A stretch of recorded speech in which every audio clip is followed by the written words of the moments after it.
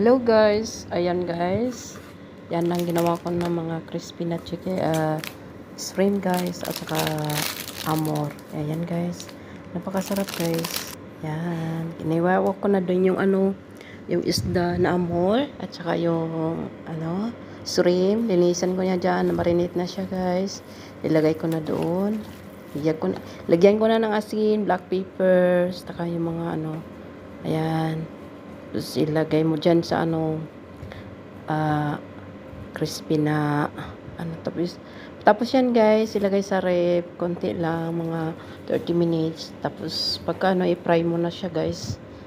Yan na guys.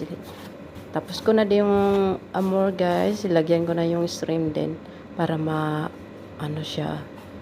Tapos ipasok na doon sa ref kahit mga 30 minutes. Tapos ayan na guys, kinuha ko na, ininit ko na yung kawali, at saka fry ko na yung shrimp, at saka yung guys, yung amor din, pina-fry ko na.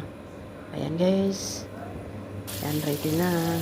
So mainit yung oil na pa-fry mo para hindi siya masira. Ayan, napakasarap talaga to. Ayan na guys, brown na siya guys. Saka baliktad mo na lang para hindi masyadong crispy. Ayan.